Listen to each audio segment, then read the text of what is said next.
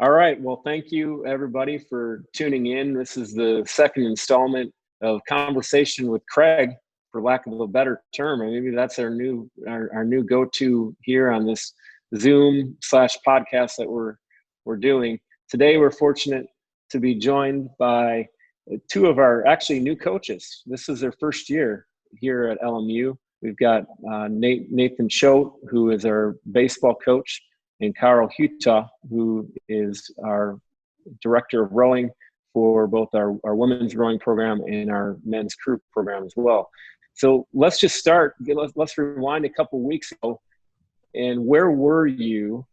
And I know the answer to this, but where were you specifically when the decision came down from the NCAA and the WCC to suspend the rest of the year? Let's start with you, Nate, because I think it's pretty interesting to know where you were. Yeah, we were in Provo, Utah, getting ready to play BYU, and I was watching video, getting ready for that night, and following stuff on the news and kind of waiting to see what the WCC was going to decide. Was in contact with Mike Littlewood, the head coach at BYU, and we were both talking about what could possibly happen. And then just when we heard, obviously, confusion, disappointment, just trying to process everything. So, but we were with the team in Utah, so getting ready to play BYU.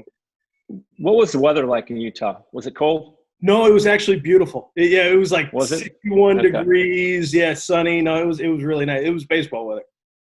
Okay. All right. That's good. Well, I mean, we're trying to give you every recruiting advantage we can. I mean, the weather here in Southern California is certainly better than Provo in that time of year. I think the next day was supposed to snow, So okay, there you go. That's what I'm talking about. That's what I'm talking about. Make sure we're plugging this appropriately here. How about you, Karl? Where were you kind of on that Thursday? We had just finished up our afternoon session. We just did a yoga session actually in the erg room. So at the backside of Gersten. And that whole day we'd been kind of watching everything unfolding. And that morning when we were out on the water, I was in between coaching the crews. Anytime I had a little break, I was hitting refresh on Twitter, seeing like what was the breaking news, what was going on. And because we actually had, we were supposed to go down to Chula Vista to the U.S. National Team Training Center on Friday to scrimmage San Diego and Gonzaga. So we loaded up the trailer. We had everything ready to race, and we were going to head down there at 5:30 on Friday morning. So the whole day I'm hitting refresh to see what's going to happen. And then we had a yoga session planned for that Thursday afternoon just to give them a little bit of recovery from the week of training and kind of seeing everything develop. I had a feeling that, after that is when it was going to take place. So after our yoga session, then I went over to the weight room and the men's rowing team was lifting with Julia over at that time. So I was actually I was just out standing in the hallway outside of the weight room watching the guys lift when the news came down that everything had been canceled. So I was in touch with the coaches from San Diego and Gonzaga, trying to see what was going on. And so yeah, I was on campus and they just finishing up their weight session. So were you able to then break that news to the women's team? How did you do that? How were you able to do that? When we met at the end of our yoga session, I just gave them the hypotheticals, said, we're going to plan to travel and race tomorrow if you don't hear anything from me, or I'll keep you updated from what I hear. And we'll plan to leave at this time and just carry on the itinerary as planned. But if something changes between now and then, I'll let you know, and then we'll plan to meet at the boathouse at 8 a.m. the next day to unload the trailer, and then we'll kind of do our last team meeting then.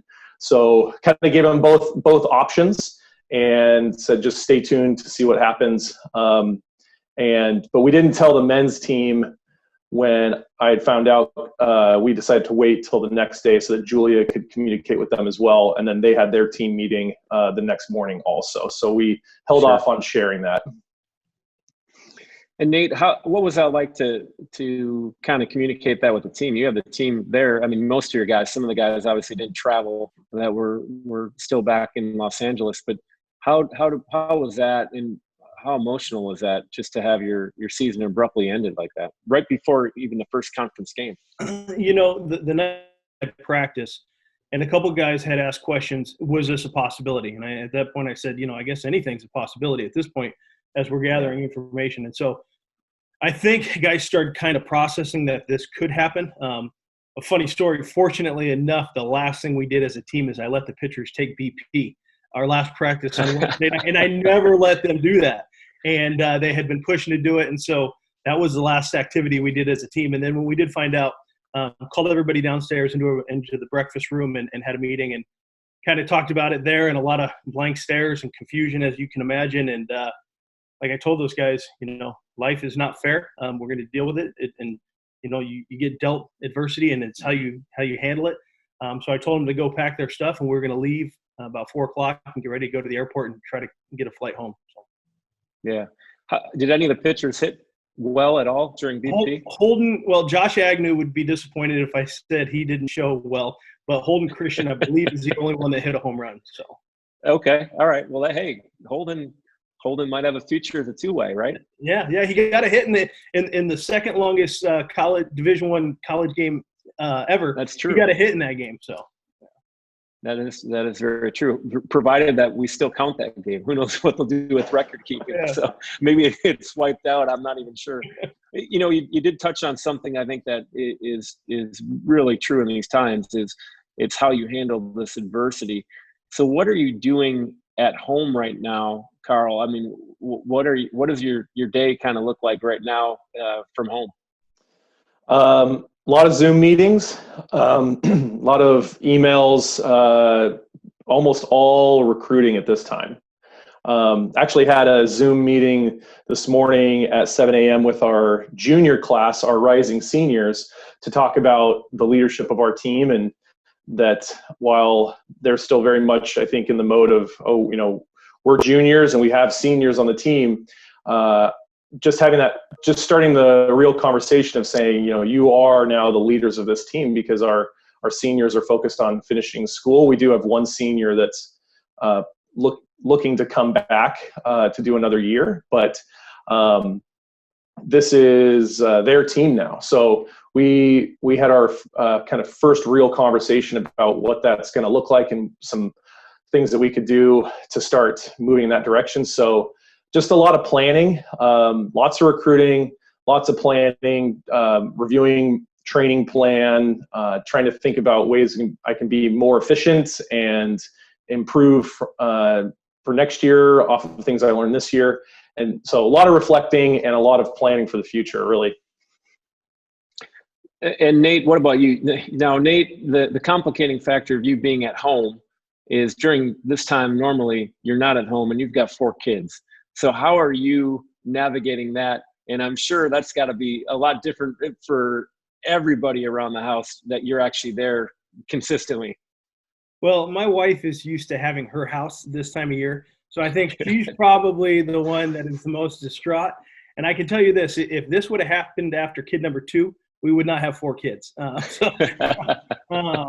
no, you know, it's going good. My wife, before she stayed home with the kids, was a second grade teacher. So it's a huge benefit. She knows how to run a classroom. She is basically running a classroom with them. And as long as I stay out of their way, I'm okay. My only responsibility there right now is I teach a 1 to 1:45 PE class every day with the 4 kids. Okay. So that's my responsibility there. But much like Karl, a lot of planning, a lot of conversations, a lot of what if scenarios in recruiting. If this happens, how do we want to handle it? My coaching staff, areas that we need to improve in, guys that we think can help us. And as soon as we can go out and see players again, who do we need to see the next day? And so a lot of planning and organizing and that kind of stuff. You know, I've commented to many people and even have mentioned this to others, is that baseball coaches are probably more well-equipped to do this than just about anybody out there, because consistently you're having to do this on a regular basis with the draft and other things that that kind of come your way and trying to balance those 11.7 scholarships. Obviously, with the spring eligibility ruling coming out on Monday, and we're recording this on a Wednesday, so 2 days later, we're trying to navigate that as a department and figure out exactly what that looks like. How has that thrown a wrench for you, Nate, into everything?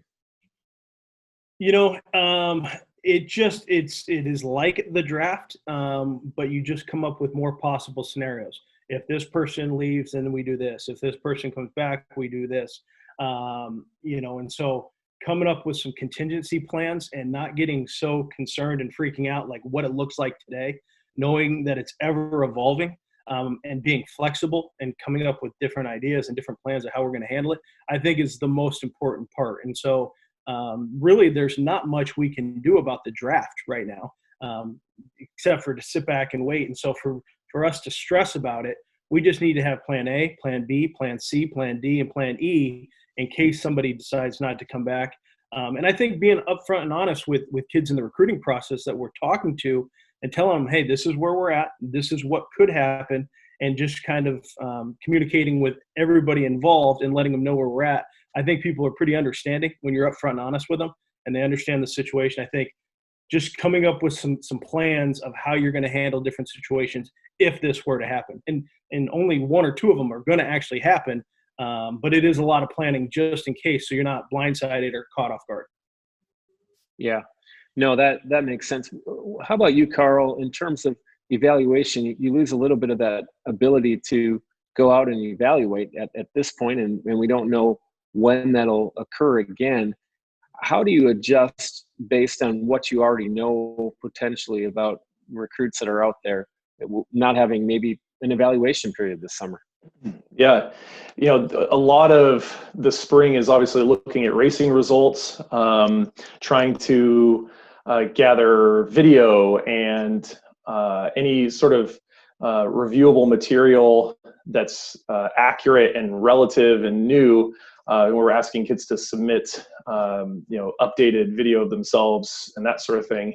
So a lot of it is going off of what we know, looking at any fall racing results that we can draw any sort of conclusion from.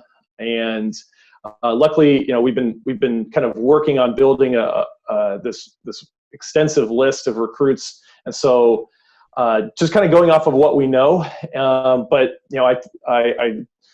I've talked to some recruits where they're relatively new to the sport, so they don't have a lot to show yet. But trying to gauge personalities, gauging fit right now is really, really important. It's like, okay, if we can't see you row, or we don't know what you're doing on the water, but we do know your stats and how strong you are, really trying to delve into getting to know them as much as we can, really trying to ask the right questions to make sure that they're going to be the right fit. And then just staying in contact with a lot of coaches, coaching recommendations, that sort of thing. So it's a little bit tricky, but I think that because we've been looking at a lot of these kids for a little while, that we have a good idea of who they are and that sort of thing. But obviously then, being off the water for however long, everyone's going to be rusty when we do get to start rowing again, and we just kind of have to roll with it. So. And Nate, for you, one of the things that is obviously so critical from a recruiting standpoint is all the different tournaments that would be happening in the summer. You got area code games and some of the different showcase type events that are happening that are pretty typical summer type events. Provided that those aren't available, what does that look like in evaluating players in a key portion of the evaluation period? How are you going to navigate that if there are no games? Well, yeah, I think the key to remember is that everybody's in the same boat. So instead of us sitting here going, hey, we're at a disadvantage, I think with the connections that myself and our coaching staff has, and I know Tony and Matt are working tirelessly on this thing to get out in front of it, I think we can find some guys under rocks maybe more quickly than we have in the past, or get some guys that we may not have gotten. because there's time to find those guys. And so everybody, it's an even playing field. So when you go to an event and, you have some of the Power 5 schools there with their logo, it's an uphill battle at times for us, right? Not that we can't get those guys, but it's an uphill battle. I think it's a little bit more of a level playing field, and I think that's how we're looking at it. So I think getting video, connecting with travel ball coaches, they have nothing to do right now but time, and high school coaches, and talking to them about the players in their program. I think if we do it right, it can end up being an advantage for us, honestly. Yeah, no, and that's a good way to look at it, because I do think during this time, I've been talking to obviously a lot of coaches during the last week or so, and it's a level playing field. Every coach, I think, is always paranoid about somebody gaining some type of advantage, competitive advantage, whether it's in recruiting or on the field or whatever it might be. I mean, I think coaches constantly live in that world, and that's a good thing. That's why you're competitors.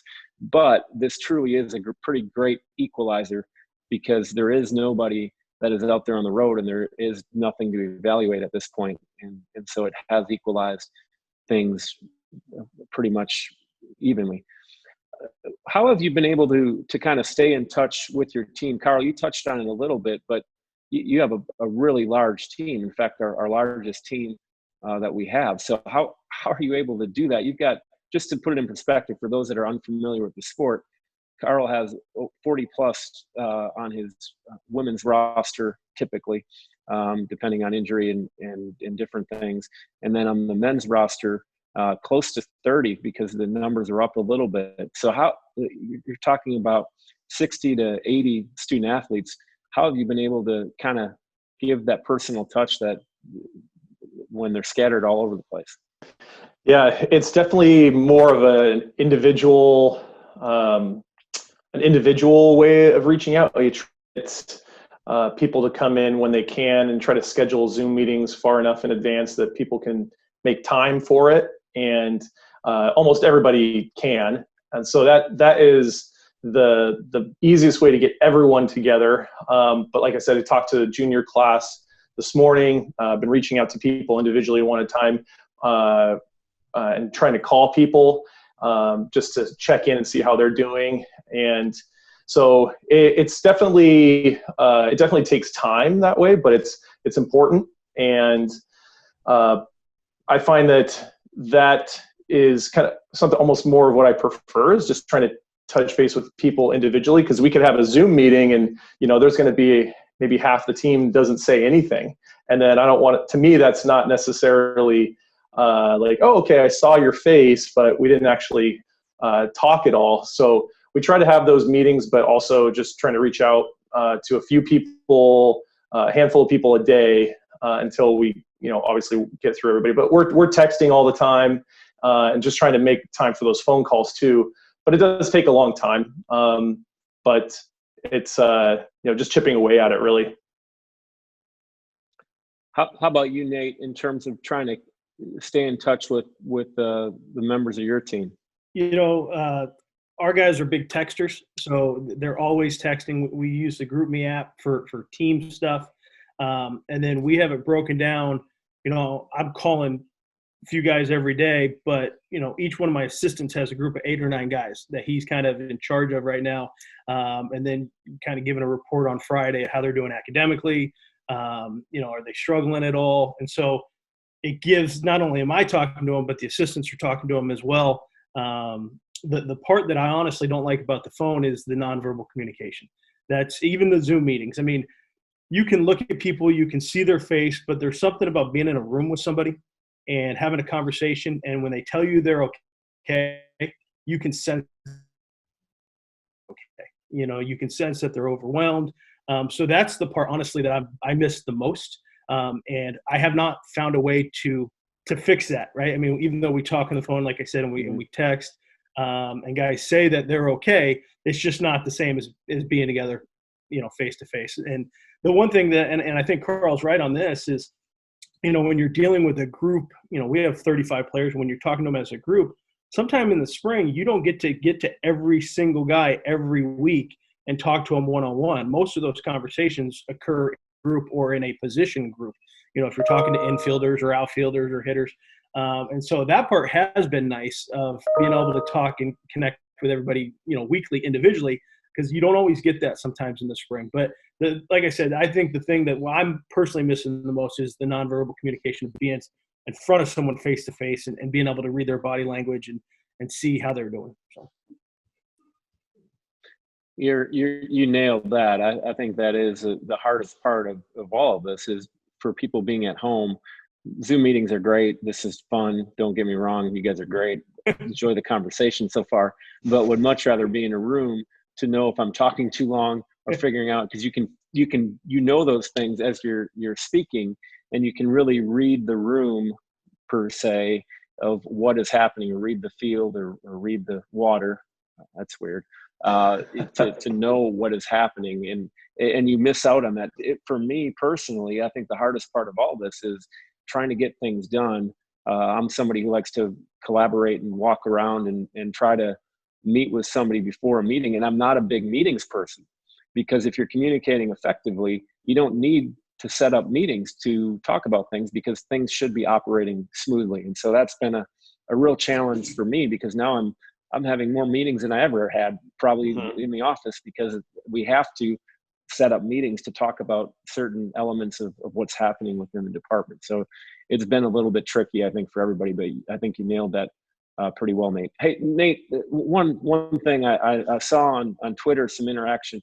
Can you talk about your prowess as a wiffle ball pitcher? Because there's a lot of chatter out there that you are, I mean, I've seen the rankings. You are ranked in the top 20 wiffle ball pitchers in the country. So maybe talk about what you have, what you've done in your career, and how guys cannot hit off you.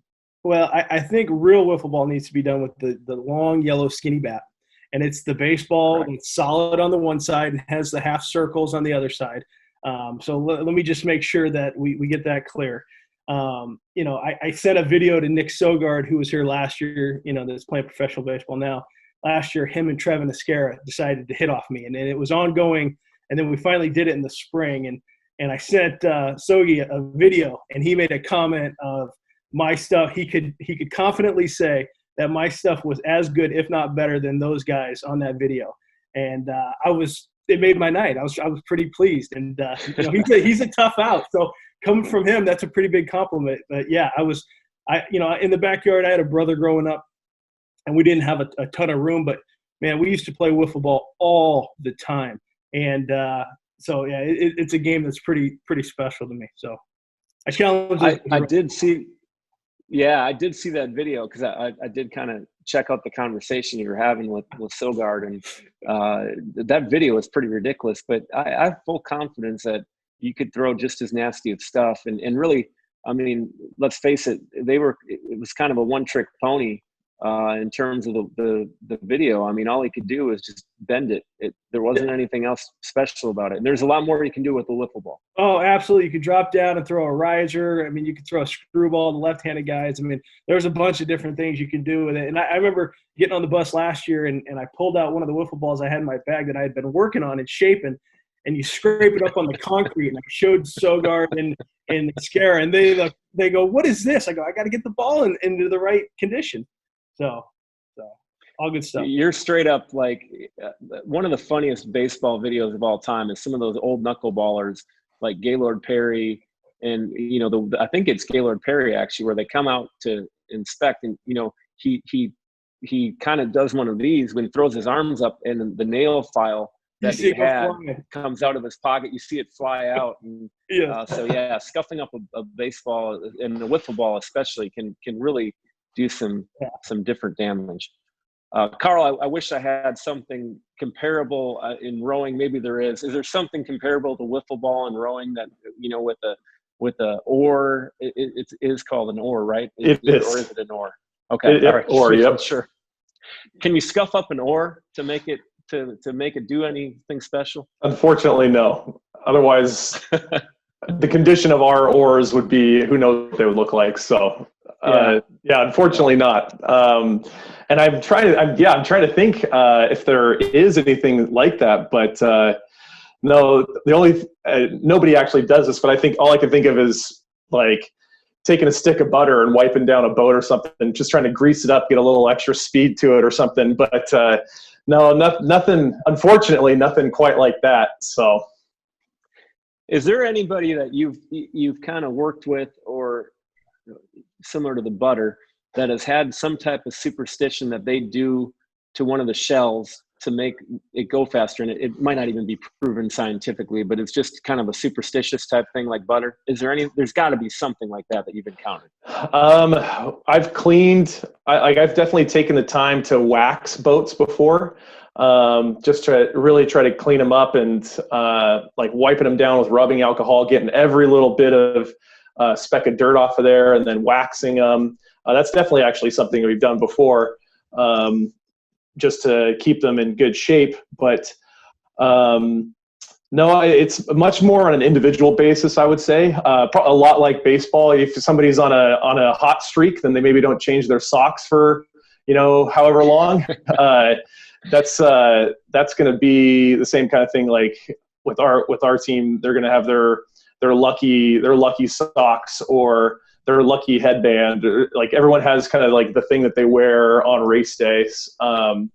But that's one of the hard things about rowing. I mean, I grew up playing baseball. Baseball was my favorite sport, and I miss the days of getting to play games. Like rowing's not a game sport; it's just a training sport. We just go for a long time. So yeah, unfortunately, we don't get to have the freedom of doing other things that you can and or variations like you would in some other games. All right. So both of you, I mentioned at the top, are first year head coaches, and so you didn't even you kind of redshirted your first year. I hate to tell you this, but you didn't actually complete the year, and it's not a medical; it's just a COVID redshirt at this point. So what did you learn most about being a first-time head coach that you're going to carry into year number 2? And I guess we'll start with you, Nate, on this one. As much as you feel as an assistant that you are involved and concerned with the program, the nights get a lot longer as a head coach. Just from every area of your program, that you're constantly concerned about, trying to improve, trying to get better. Fortunately for me, I hired 2 really good assistants with experience. That was probably the smartest thing I did all year, because it takes a lot off my plate and allows them to do what they're good at of coaching. But I would say the biggest thing for me is to remember that my expertise is in pitching, right? That's what my background is. That's what I came up in. And at times early on, I felt myself get away from that for a couple days. And I had to catch myself and go, okay, wait a second. You hired these guys to do their jobs on the offensive side. You got to make sure you pitch, because if you don't pitch, you're not going to be in a lot of games. And so just even though in our sport, even though I am the head coach now and I am concerned about all areas of the program, I need to make sure that we're really good in the area that I'm good at, what I feel I'm good at, which is the pitching area. So just make sure that I look myself in the mirror and go, okay, make sure you're putting in the right time here and the right time there. So that would be the biggest thing I probably learned. What about you, Karl? And for those that are uninitiated, obviously rowing, as Karl alluded to, is a heavy training sport where you're really trying to build up to essentially the WCC championship at the end of the year. And so everything is kind of a culmination of that. And you might not be putting your best foot forward every week because you're ultimately trying to compete at the highest possible level at the end of the year. So Karl, what did you kind of learn this year that you're going to take into year 2 or year 1, I guess, since you redshirted? Right. I'd say the biggest thing was I've spent a lot of this year just looking at ways that could be more efficient. And I think that the biggest thing I've learned is just getting into a rhythm, kind of how life works here in general. I'm constantly looking at how I spent a lot of time thinking about the practice we're going to have. And then while we're having practice, I'm assessing how it's going. What are we seeing? What are we doing? And then I spent a lot of time thinking about how it went. And I feel like I do that for every session we do, which is a lot of time thinking and evaluating. So trying to find ways to, now that I've got some time under my belt, things will be a little bit smoother, kind of have more expectations, know how our girls row, what their tendencies are, what their strengths are, where areas they need to improve. And I just feel like in the fall, I'm going to be able to hit the ground running a lot faster. One thing that I think one of the biggest things I took away this year is there's a cliche saying that you're either coaching it or you're allowing it to happen. And you can say that to yourself as many times as you want when you're an assistant. But when you become a head coach, then that's when you realize, like, okay, this is my program, and I'm either going to allow this to happen or I'm going to try to make a change, whatever that thing might be. So that was one of the biggest things I took away this year was you're either coaching it or allowing it to happen. What kind of program do you want? What's important to you? And getting established in those things is part of the process. And there's a handful of things that fall through the cracks that are important, but you're focused on so many other things because everything's so new and you want to do a good job that important things, they might be small things, but they're definitely things that you want to make part of your program. They just kind of maybe fall through the cracks. And then you realize it down the road. You're like, oh, okay, like let's circle back and try to start working this back into it because I forgot about that because I was focused on this. So just kind of getting into a rhythm and getting settled in and looking for ways to be more efficient and improve. The last thing I'll say about that is we've been tinkering with our practice schedule all year, trying to figure out what's the most efficient use of our time. And so our practice schedule that we had for this semester is different than it was last semester.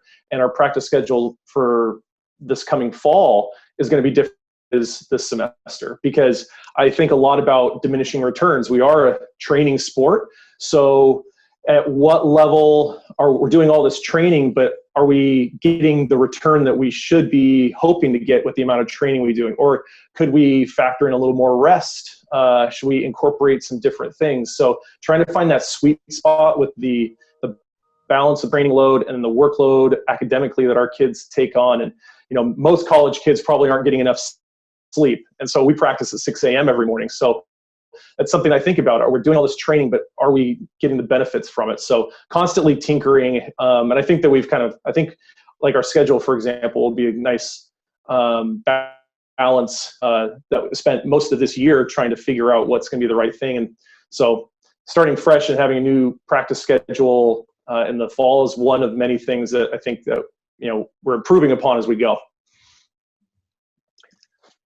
All right. Well, I think we've covered a lot of ground here today. Is there anything that you want to say to the millions of people that are tuned into this Zoom conversation? And I am fully confident that our Marcom team is going to get this out to the millions that are out there. So Karl, we'll start with you. Anything in closing that you want to say to the millions out there? I just hope everyone's, hanging in there and doing their part. And, like Nate said earlier, we're all in this together and we're going to get through it together. And, just staying positive and keep finding silver linings. They're everywhere. You just have to look for them sometimes. But looking forward to, getting into the summer, things getting back to a regular pattern, and getting back to see the team again is going to be the most exciting thing. So just want to say, everybody stay positive and appreciate all the support too. All right. And Nate, anything in closing? Yeah, just everyone to stay safe and healthy. And the one thing I will say to this generation of kids, I think you guys are more prepared to deal with this than any generation before, because you're able to communicate non-verbally, texting, the internet, all of the things that 25, 30 years ago when I was their age, that these things weren't at our fingertips. I can't imagine going through this in the 90s before all of our ways to communicate. You'd have a house phone. And so if there's any generation of kids that I think can stay in touch with each other and continue to develop relationships, I'd say it's them. And to any recruits out there, Los Angeles is a great place. And LMU is a great university, so if you want to come play baseball on the West Coast, we were always selling recruiting. So that would be my last part. Yeah, we actually, I don't know, for those people that think that this is fake, I'm actually outside right now in Los Angeles. There's no wind today, and Karl is as well. So that is truly what our campus looks like. Well, I want to thank everybody for tuning in to episode number 2 of Conversations with Craig, the Derek Jeter / Moses Malone episode. Thanks for number 2, and tune in for number 3, the Babe Ruth episode, which will be the greatest ever, coming up shortly, which will feature Aaron Mansfield, John Mayer, and Jason DeMore from men's golf. Thank you. Go Lions.